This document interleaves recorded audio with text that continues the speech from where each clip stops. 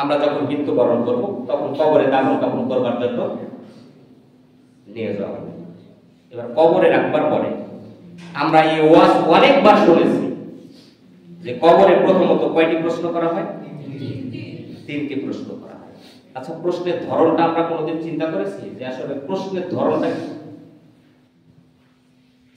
প্রথম যে তিনটি প্রশ্ন করা হয়, তিনটি প্রশ্ন রাজনৈতিক প্রশ্ন। আল্লাহু আকবার বলেন। আল্লাহু আকবার। কেমন হয়ে গেল নাকি? এতদিন আলোচনা শুনলাম একরকম, আজকে তো অন্যরকম হয়ে যাচ্ছে। হ্যাঁ, একটু চিন্তা করেন, তিনটা প্রশ্ন রাজনৈতিক। প্রথম নাম্বার প্রশ্ন, মা রব্বুকা, তুমি কোন রবের আইন মেনে চলেছো? আচ্ছা, আইনটা বলতে গেলে কার দিকে আসে? বোঝাতে পারে। এই বাংলাদেশ চালাবার জন্য একটা সংবিধান আছে না? আছে, একটা আইন আছে, তাই না? কারণ আল্লাহ তারা বলছে যে পৃথিবীর বুকে শান্তিতে যদি থাকতে চাও তাহলে আমার আইন মেনে চলো। তো এটা তো রাজনৈতিক কথা নয়, তাই না? কি মনে হচ্ছে? আল্লাহ প্রশ্ন করছেন ফেরেশতাদের মাধ্যমে, মা রব্বুকা, তুমি কোন রবের দাসত্ব করে চলেছো, আইন মেনে চলেছো, এটা উত্তর দাও। এখন আমি যদি রবের পক্ষের লোক না হয়ে থাকি, আল্লাহর কোরআনের পক্ষের লোক যদি আমি না হয়ে থাকি, উত্তর দেওয়া যাবে? যত বড় মুহাদ্দিস নিয়ে এসে জানাজা পড়ানোর পরে আপনি কি দাফন কাফন করার কোনো লাভ নাই। আব্দুল্লাহ ইবনে উবাই ইবনে সুলুল রাসূল সাল্লাল্লাহু আলাইহি সাল্লামের পিছনে নামাজ পড়েছে, হজ করেছে, যাকাত দিয়েছে।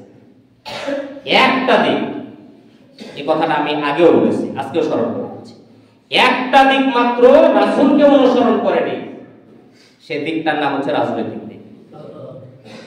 ওই রাজনৈতিক দিক হিসাবে আদর্শ অনুসরণ করতে আবু জাহেল, এই একটা দিক আবু জাহেলের দিকে অনুসরণ থাকবার কারণে যখন ব্যক্তিটা মারা গেলেন, আব্দুল্লাহ এসে যখন রাসূলকে বললেন, ইয়া রাসূলুল্লাহ, আমার আব্বা মারা গিয়েছে, আমার আব্বা একটা ওসিয়ত করে গিয়েছে, আপনার জামাটা দিয়ে যেন তার কাফন করা হয় এবং আপনি গিয়ে যেন তার জানাজা নামাজ পড়ান।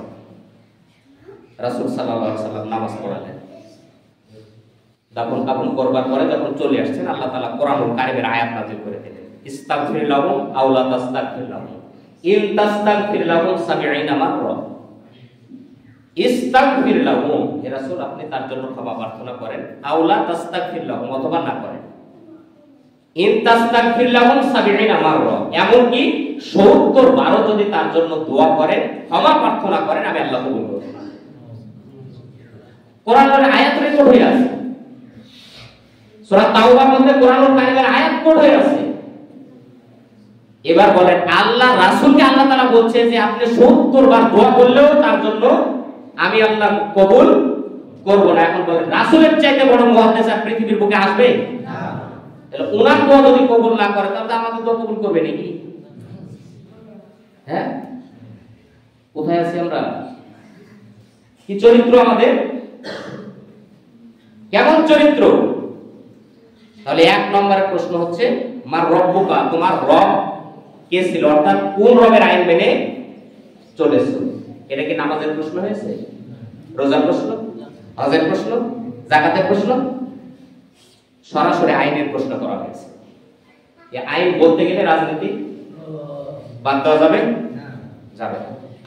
নাম্বার 2, আমা দীনুকা, তুমি কোন দলের